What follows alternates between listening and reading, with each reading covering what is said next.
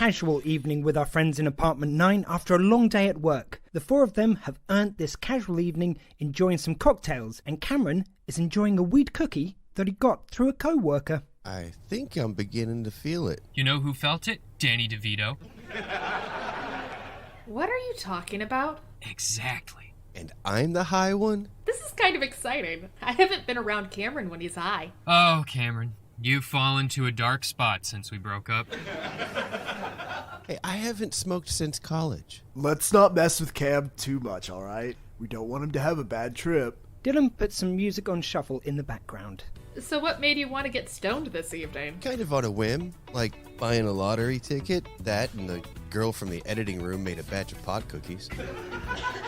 Oh, she is such a good cook. Why didn't I hear about this? I wouldn't have known unless I had to deliver some hard drives over to them today. It's not exactly something you advertise around the office. Guys, did you hear that Daft Punk split up? Have you been living in a cave? That happened last month. Yeah, that really bummed me out. Not even my hookup was able to make me feel better. Totally killed the day for me. I binged Random Access Memories the moment I got in my car for the drive home. That album was the soundtrack of my summer in 2013. What's your favorite song off of Ram? Oh, damn, that's difficult. I'd say Touch is my favorite song, but I can't say that without stating that the entire album from start to finish is amazing. To compare songs does injustice to the experience. Just listen to all of them. I'd say my favorite from Ram is Within. Definitely one of my go-to songs for when I'm having a low energy day and I just need to be in my feels. Mine is Fragments of Time.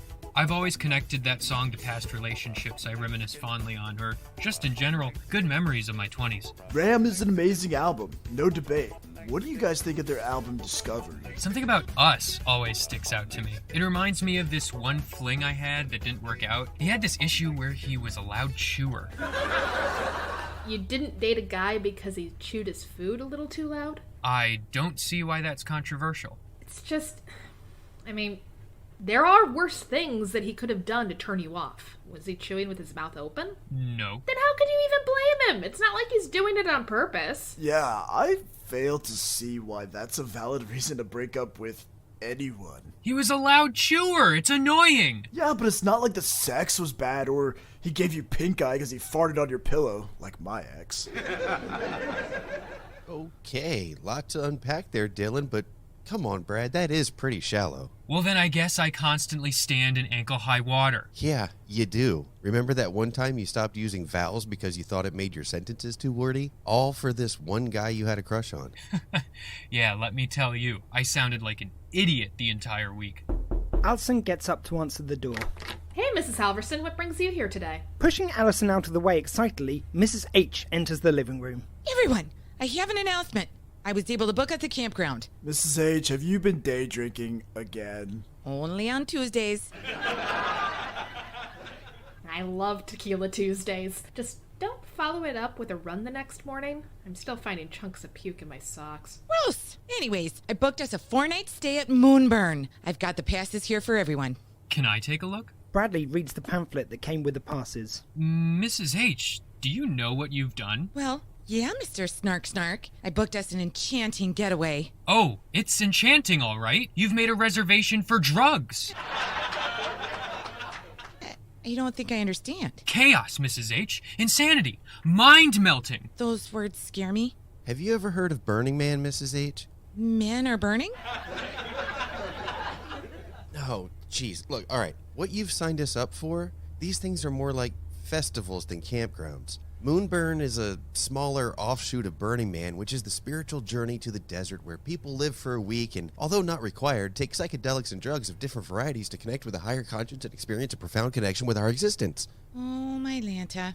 I haven't done drugs like that in years. You know, I had a hippie phase. Hell yeah, Mrs. H. I'm stoned right now. Cammy, how could you? What? How could you not offer any to me? Could really help with my arthritis. I got you next time, Miss H. Can we bring the conversation back to this vacation? I don't want to have to babysit you guys while you're all tripping. They said the drugs were an option, Allie. An option I am fine with. Yeah, but I also hate babysitting people when they're drunk or high on something. One time, I had this friend who was tripping on acid, which was hilarious because he thought he was a bear. And then he shit on the bed. And, well, the rest of the night was just kind of a downer. I think you should keep an open mind, Allie. Maybe some psychedelics could help you be more creatively. Of course you'd say that. You're stoned right now. Yeah, and I'm having a good time. Well, it is tempting. All this talk and no one is asking what I think about this. Oh, no. Bradley's not getting enough attention. Quick, somebody put on Elvira. Look, smartass, I'm not a camper. If the bed I'm sleeping on doesn't have sheets with 1,000 thread count, I get a sinus infection. I'm not built for the outdoors. Oh, Braddy, you're so dramatic. I think you'd be fine. The fresh air will do you some good. Like my great-grandpappy used to say, better to be breathing clean air than coal from Johnson & Son's coal mine of diplomatic immunity. That is an oddly specific and unnecessarily long-winded phrase to have, Mrs. H. Well, Grandpappy did work for the mine. Put my Christmas gifts under the tree for years, then he got cancer. I miss that man. For the record, I'm on board for all of this. Come on, Bradley. I know you'll come away from this trip a new person. Fine, but I'm bringing my own bed sheets. Hi, I'm Rob, the host of Movie Geek and Proud. This show promotes the idea to tune out all of the people who tell you that you have bad taste in film. You're gonna like what you're gonna like. New episodes to the podcast are bi-weekly on Wednesdays with solo reviews of titles in my personal collection and other episodes in Movie Club, which is like book club but reviewing films old and new worth talking about with a rotating panel of friends. My motto is, there are no such thing as guilty pleasures, forget the haters, and no matter what, you should be proud of your taste in film. Check MovieGeekandProud.com for archive reviews and where you can listen to our show. See you at the movies. Someday.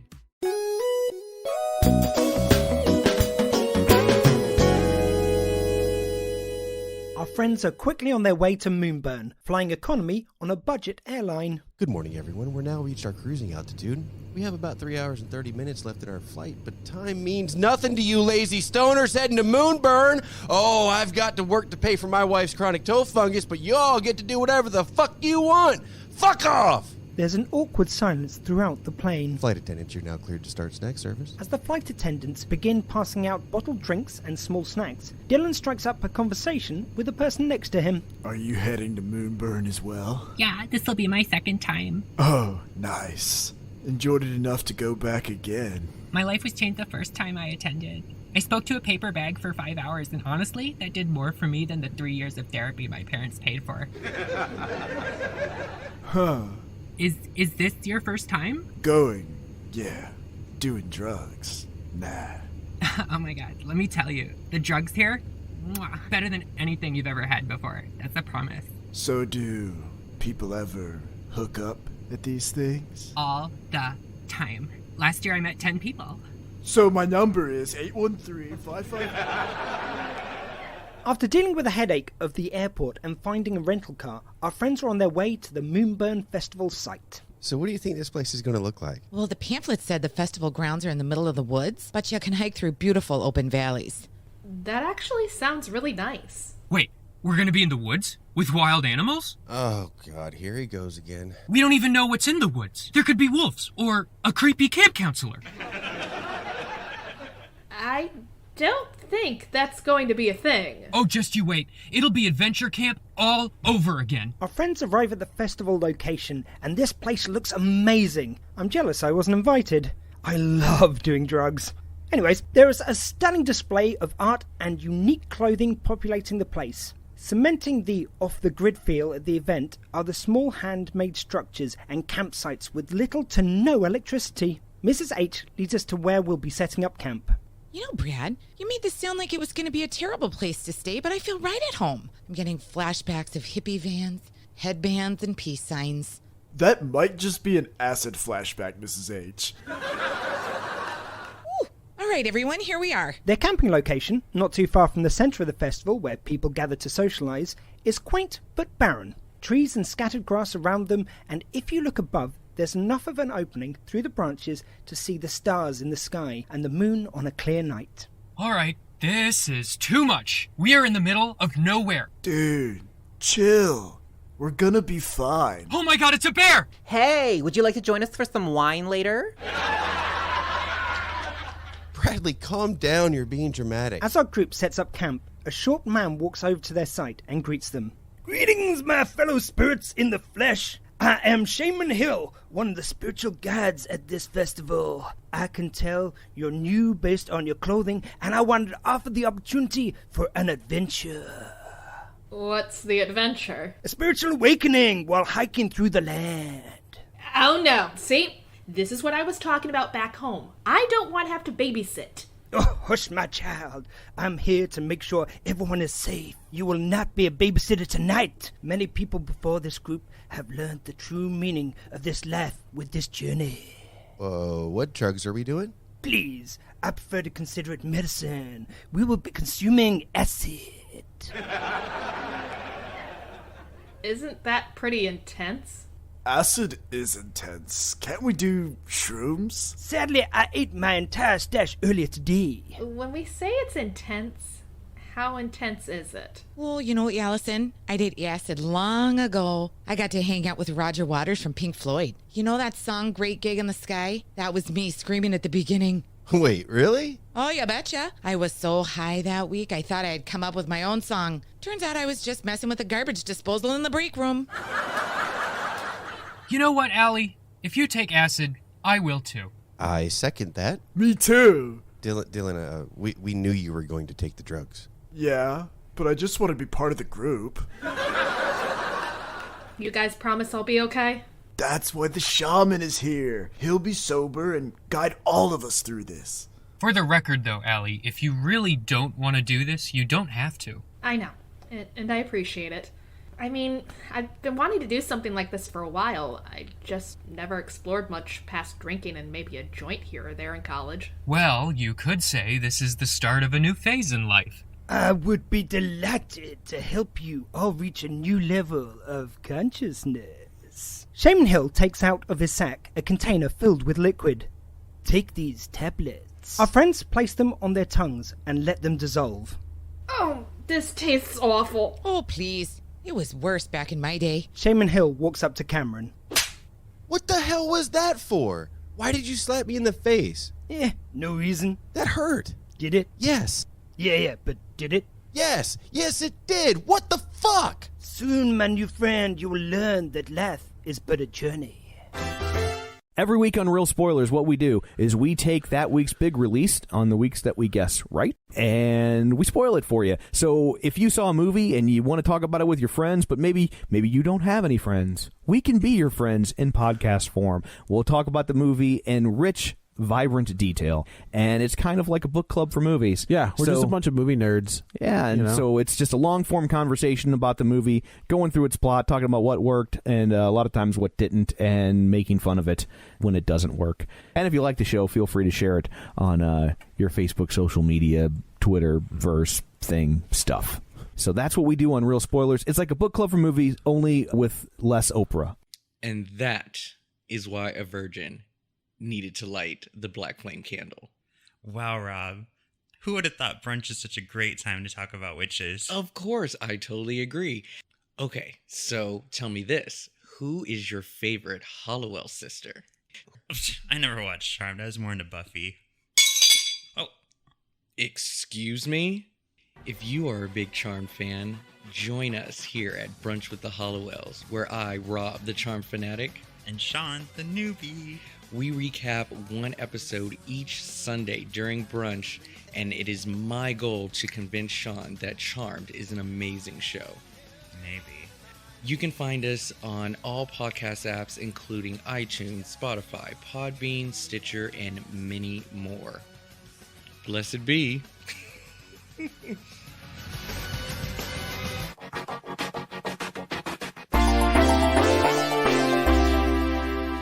It's been about an hour, and the effects of the acid are starting to kick in. Colours are becoming more vibrant. Objects have trails, and the group is experiencing euphoric sensation in addition to outright hallucinations. Oh, I'm so jealous. Did I mention I love drugs? You know, you guys, have you ever wondered if our shoes like being walked in? Bing, bang, bop, zabbity, zoop, stomp. Yeah, that's exactly, Mrs. H. You have such a way with words. Why didn't I try psychedelics sooner? Dylan walks over to a tree. Hey there, sexy. I must admit, I fancied you from across the grove. Such beautiful bark. Nice, long limbs. Oh, you remind me of Conan O'Brien, except with better hair. Dylan starts making out with a tree. Don't worry, I'm not seeing anyone right now. Allie, how are you doing? Not great. You want to talk about it? I think I need to go for a walk. Can I join you? Okay, but I don't know if I'm going to be talking much. As Allison and Cameron head off for a walk, Dylan continues to make out with a tree, whilst Bradley and Mrs. H sit under the cool moonlight. Dylan, Mrs. H, I think it's time I reveal a deep secret of something I've always wanted to do. Oh, finally, you're getting plastic surgery? Come on, me? I don't need plastic surgery. I mean, look at me. I'm a chiseled work of art. I think I've seen wet paper bags with more definition than you. Jabs aside, it's time we create the world's best television show. Dylan, almost breaking his neck to turn around towards Mrs. H and Bradley. I've always wanted to be in show business. I've long dreamed that I could one day become a successful voice actor. Dylan turns back to the tree. Sorry, baby. I gotta go. I'm in show business now. Meanwhile, Cameron and Allison continue their walk. I can't tell if these cats are real, but they're adorable. I'm a bad person, Cameron. I don't deserve my radio show. What are you talking about? I haven't really told anyone this, but I used to be a bully. What? Back in high school, I was always jealous of the more popular girls, so I'd make fun of their outfits or their weight. I was brutal, and I feel terrible about it. This one time, I taped wide load to this girl's butt. What made you think about this now? It's been weighing on me. I'm a successful radio host who gives advice to people. How can I be a leader if I'm morally flawed? I see so many posts on social media of people calling out those who've done shitty things in their past, and I'm like, yes, I used to be a shitty person, but I've grown. I'm different now. Are you more worried about being called out or proving that you're actually contrite? Allison pauses, contemplating her answer. Those two things aren't mutually exclusive. Meanwhile, back with Mrs. H and the boys. All right, think of this. We follow 4 characters around New York City as they live their daily lives, but it's based in the 90s. Mrs. H, that's Seinfeld. No, it isn't. Yeah, that sounds a lot like Seinfeld. Are you sure? I had this really great idea about this competition they were going to have, and they'd have this phrase they'd all say all day, like, "Are you the master of your domain?" Mrs. H, that was Seinfeld. That was the whole abstinence from masturbation episode. Ah, tartar sauce. I thought I had something.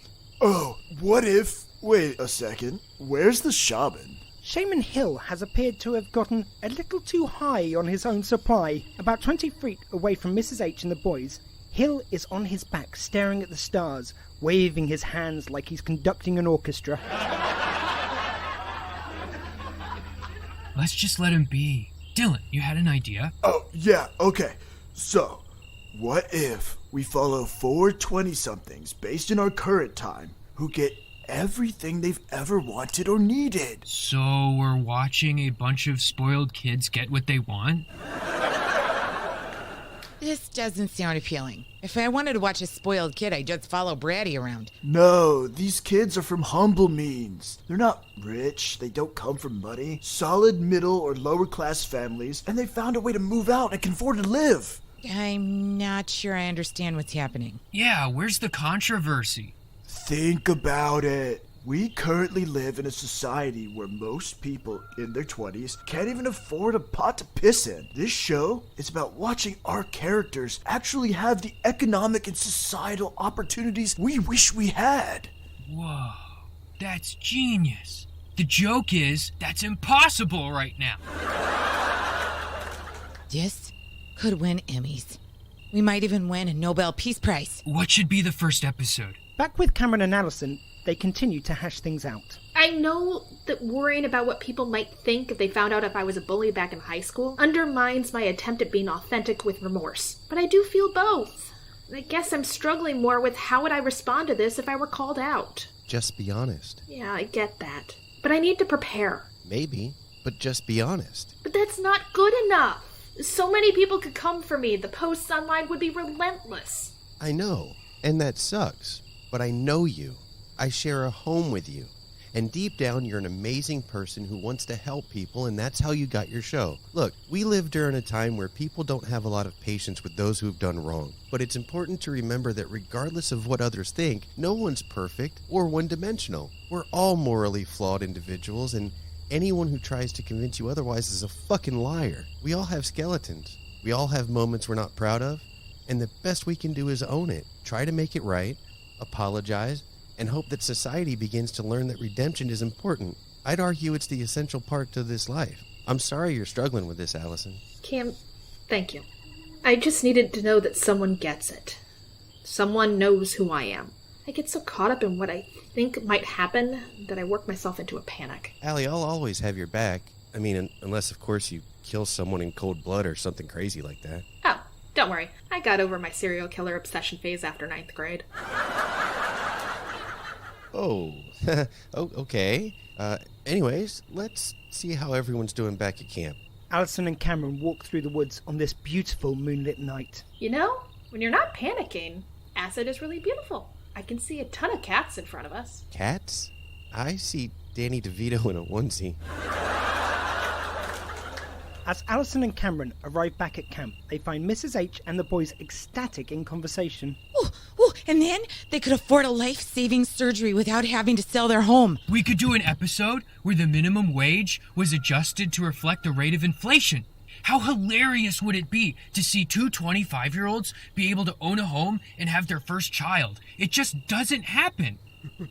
The best episode we could ever come up with, though, it'd be hilarious, is where our generation finally gets validated. Total validation. No more blaming for markets crashing. No more millennials this, Gen Z that. Just complete recognition that we were born into a really unequal time economically. This could change lives. Who do you think would pick it up? Oh, this totally has Netflix energy.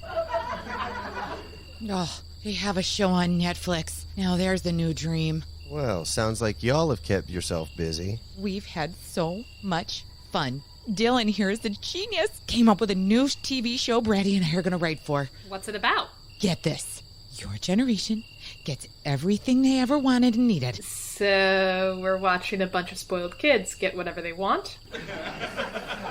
Brady thought that too. No, it's a show where millennials and Gen Z have the same opportunities my generation had when we were growing up. You know, like fair pay, affordable housing, healthcare that doesn't cost an arm and a leg. Oh, this show's going to be a hit. Nobody in our age group is experiencing such luxury. That's what we thought. On another note, where's Shaman Hill?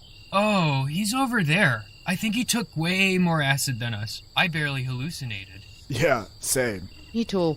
Well, we better go help him up. Cameron and Dylan help Shaman Hill up from the ground. Oh, good morning. I knew I could heal you. Right. How was your spiritual journey? I learned that even good people can have a past. It's about if you're willing to change and make good on that commitment. Very good, Addison. This life is only but a momentary stop on our cosmic journey. And what did you three learn during your time with the gift? Hear me out. It's a sitcom where our main characters get exactly what they need out of life. So, we're watching a bunch of kids get spoiled? No. It's a new show where the young generation finally gets the validation they deserve. Holy shit, that's genius! Hey, while we have you, Shaman, can I ask you for an opinion? You may ask away. Is it shallow? Oh, here we go. Is it shallow to break up with someone because you can't stand the way they chew their food? Well, I mean, if they're chewing with their mouth open? No, mouth closed. I mean, yeah, that's a little shallow. What? How could you say that? Well, I'd argue that it's not something that they can really help. It's like getting mad at Nicolas Cage for being a bad actor. He's trying his best. Brady, You're a loud chewer boar. Don't boo me when I chew. I agree with Mrs. H. It's time to grow up. Oh, so now this is the shit on Bradley session. Great time. I'm loving this. Maybe you could wear earplugs when you eat with people? I don't want to look like some freak. Oh, and here comes his vanity. Yeah, it really is a problem. Remember those butt pads he wore? This guy wore butt pads? What for? I'm trying to impress some cute guys. Oh, that is too good. The best part was when they fell out in front of the whole crowd. His little butt is as flat as the state of Florida. Maybe it is time for plastic surgery after all.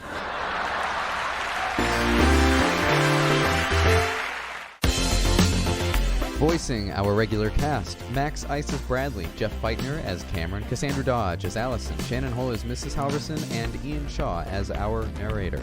Additional voices provided by our main cast, and Tyler Spindler as the guy who offered wine. Today's episode was written and directed by Zachary Rohr and edited by Jason the Vern Hemming. Our theme song was written and recorded by Lana White and produced by Dave Anderson. Forza Crowd was created by R.L. Terry and is produced by Danielle Mescol. Connect with our show on social media at Forza Crowd Pod on Twitter, YouTube, and Facebook. Follow Mrs. Halverson on Instagram at Miss Halverson OnlyFans. If you would like to support the show, please head over to our Patreon or Coffee pages. See you next time. 1, 2, 3, 4,